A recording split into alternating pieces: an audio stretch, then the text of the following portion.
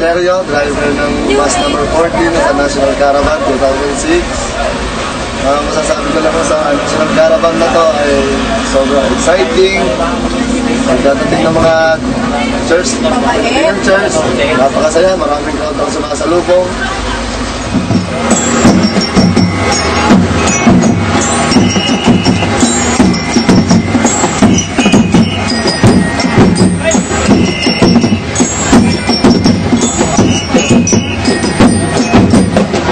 Masaya na rin talaga. Wala na akong masasabi dahil maghapon na kami ng mamasyal. So okay lang ang pagod.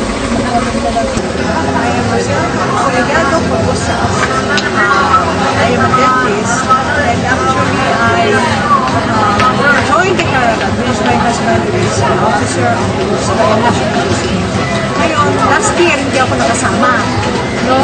So, I was really wondering, gusto ko sumama, kaya lang sabi niya, mahirap daw, pero talagang pinagpipilitan ko kaya nga sumama ko here with my family, I could cook it, and I am enjoying the caravan.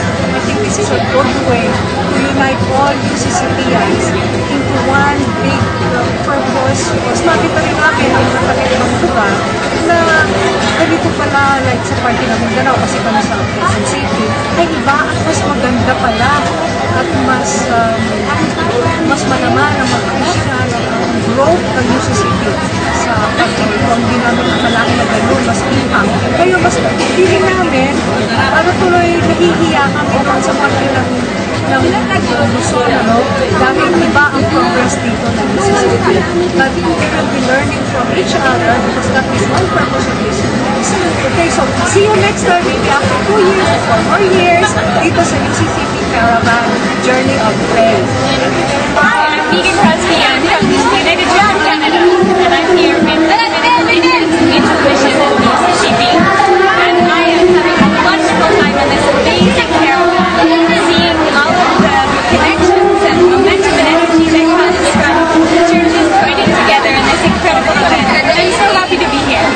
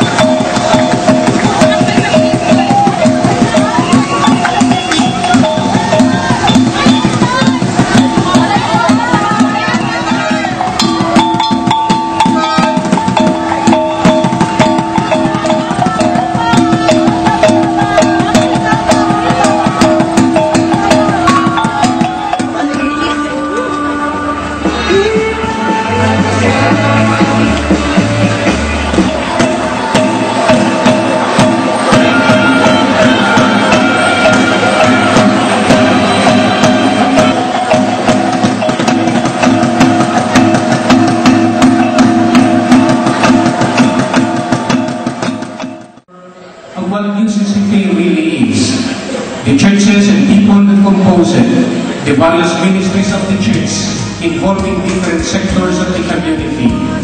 Thank you for letting us know each other better and appreciate each other, our different gifts, our uniqueness, our talents, our generosity, our all.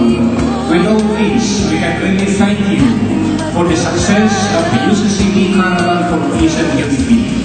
This evening is a fitting culmination of this wonderful dedication of life to you. We trust that with our experience in this whole activity, we will be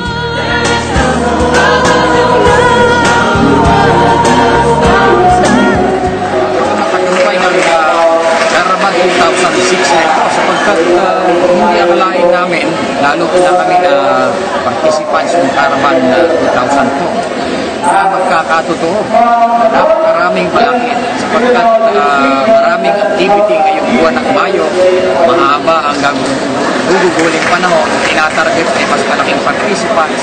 Ngunit ang lahat ng ito at higit pa ay nagkaroon ng katuparan ngayong Caravan 2006. Higit na marami, siguro quadruple na ako ng numero.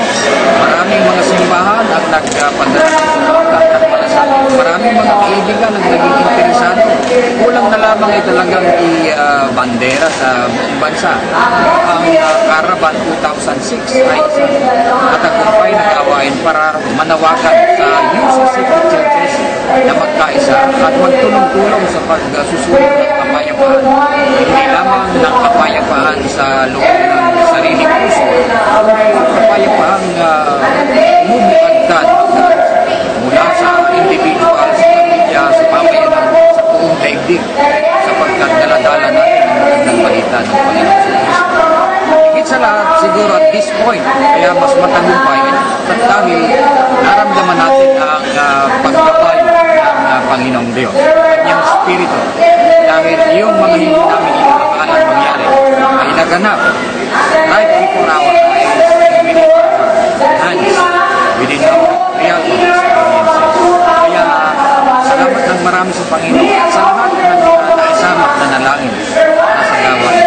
At this point, masasabing tagumpay itong Caravan. Pero siyempre, mula dito ay marami ng sumusulpuling continuing and follow-up activities na nananawagan ng patuloy sa households of God, sa mga pamilya natin, sa malaking sambahayan na talagang mga tawan sa kanyang gawain bilang sambahayan.